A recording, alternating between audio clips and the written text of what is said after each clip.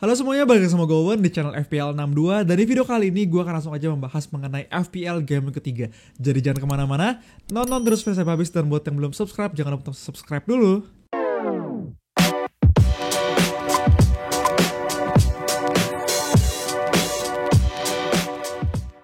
Oke, halo semuanya, apa kabar? Balik lagi di FPL 62. Kali ini gue akan langsung aja membahas mengenai game kedua. Dan pertama-tama, seperti biasa gue mau mereview dulu tim gue di game kedua kemarin, yang mana gue hanya mendapatkan 45 poin. Dari rata-rata kalau gue lihat di FPL 44 poin ya. Jadi jelek lah kalau di atas rata-rata sedikit atau rata-rata gitu ya. Dan di sini gue dapat panah merah jadi 2,4 juta. Menurut gue ini ranking gue nggak tahu ya terburuk gue selama bermain FPL atau enggak, gue nggak inget. Dan tapi anyway, gue akan ajak lo semua untuk melihat tim gue di game week pertama. Gue nggak berubah, gue nggak melakukan transfer dari game week pertama. Yang gue hanya lakukan adalah menukar Pickford dan juga Turner, yang mana menurut gue ini adalah salah satu pilihan yang baik gitu ya. Walaupun sama-sama poinnya cuma 2, Turner Pickford 0 gitu ya. Kita nggak punya kiper yang clean sheet, cuma tetap aja still better daripada Pickford. Dan sisanya Estupiñán, Mitoma, hanya itu 2 pemain yang menurut gue layak untuk kasih highlight, spotlight di tim gue untuk game kali ini. Watkins 1 assist ya, nggak ambil penalti. Menurut gue jadi sedikit kemahalan untuk harga Watkins di segitu gitu, yang nggak dapat penalti dan hanya assist doang. Gue kayaknya bisa pindahin ke pemain lain, cuma itu balik lagi itu udah masuk ke rencana transfer. Untuk sekarang gue masih sebenarnya cukup happy dengan tim gue, walaupun masih ada beberapa pemain, khususnya satu pemain yaitu Gabriel yang gak starting nih udah 2 game week. Jadi gue lumayan khawatir juga sama dia, dan gue agak malas gitu ya, cuma dapat 1 poin. Dan pastinya gue akan bahas nanti di transfer plan gue seperti apa.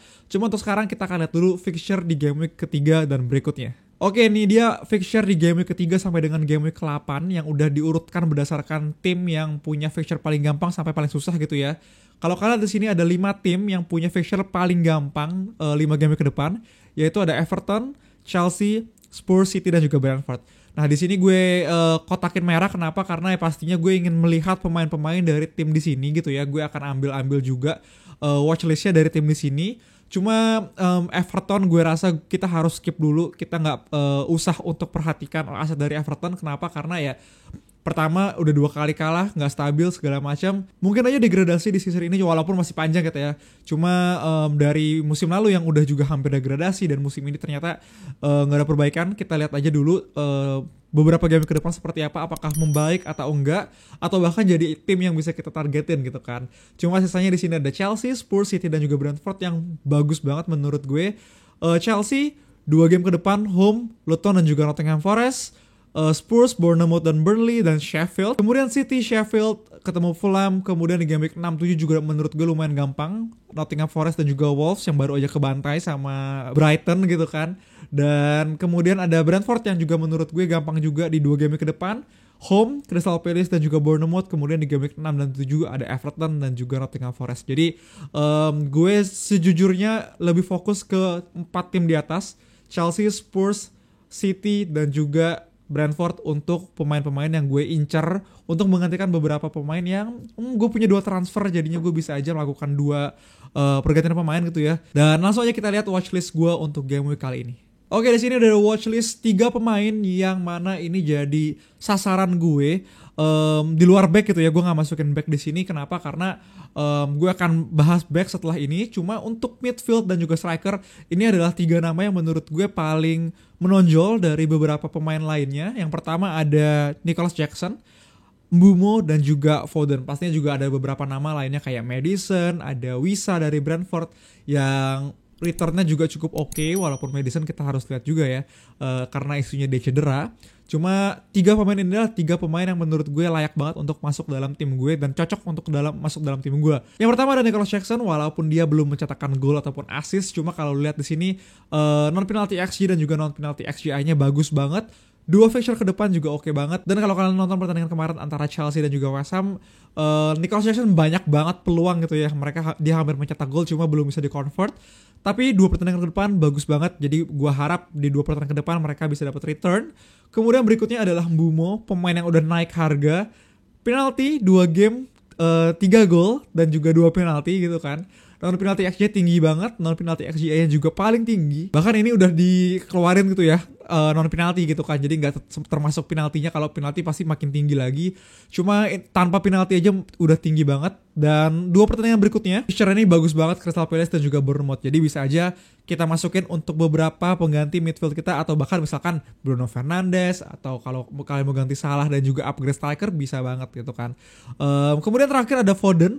Di sini Foden kalau gue lihat walaupun secara data nggak sebagus Nicholas Jackson dan juga Mbeumo, dan asisnya cuma 1 gitu ya, belum ada gol. Cuma pertandingan berikutnya Sheffield dan juga Fulham, tetap aja City adalah City gitu ya, kandidat juara juga menurut gue untuk musim ini. Dan kalau kalian nonton pertandingan kemarin, Foden juga terlihat bagus banget. Jadinya gue juga tertarik sih untuk masukin Foden ke dalam tim gue.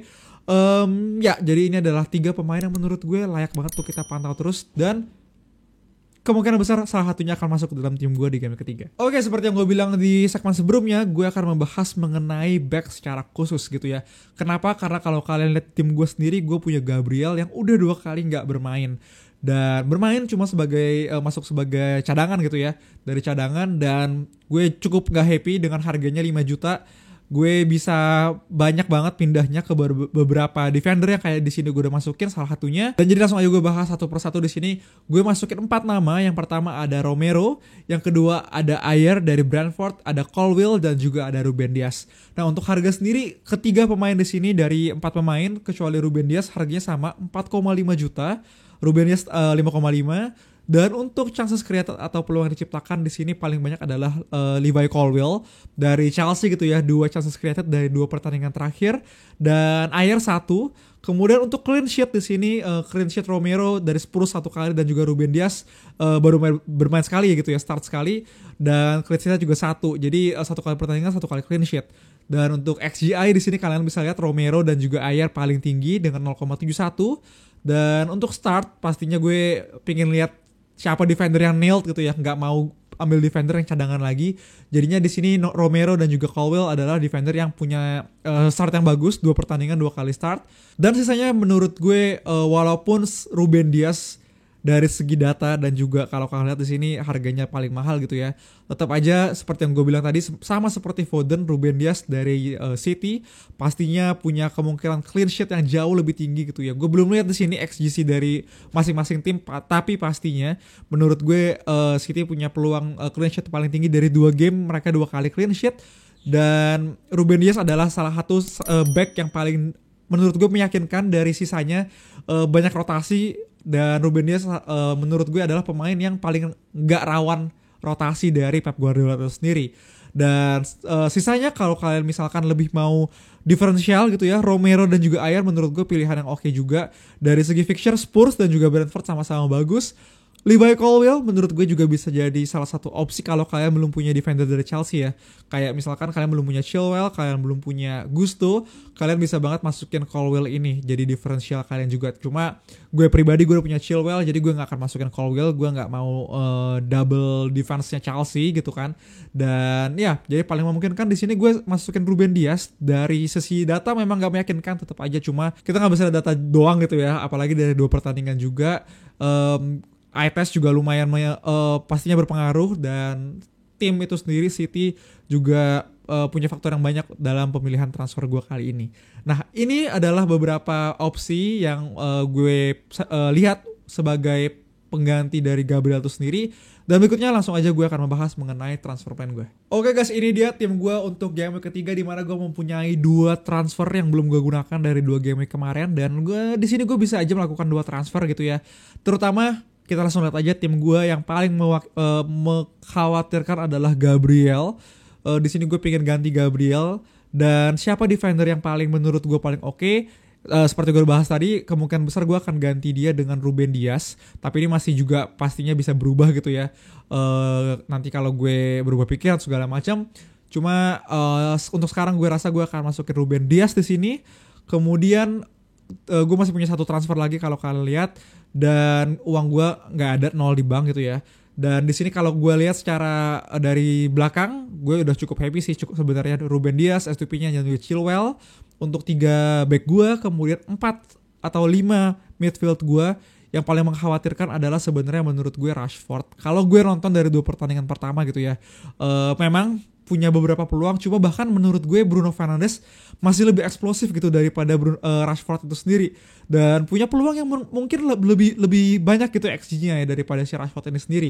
Jadinya gue agak sedikit worry sama Rashford. Dan 2 pertandingan kemarin poinnya cuma 2-3, dan untuk pertandingan berikutnya sebenarnya lawannya Nottingham Forest cukup bagus, dan game week 6 dan juga 7-9 cukup bagus sebenarnya dari Rashford.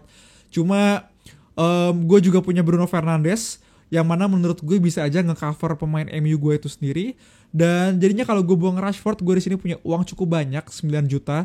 Dimana di sini gue bisa aja masukin Mbeumo yang punya fixture juga nggak kalah bagus nih. Kalau kalian lihat di sini guys, bahkan mungkin lebih bagus daripada MU itu sendiri gitu ya.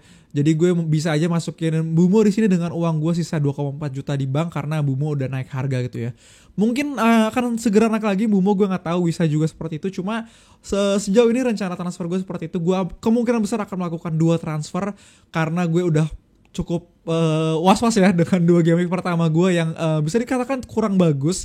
Jadinya gue akan melakukan 2 transfer yang hopefully bisa membawa panah hijau di game week ketiga kali ini.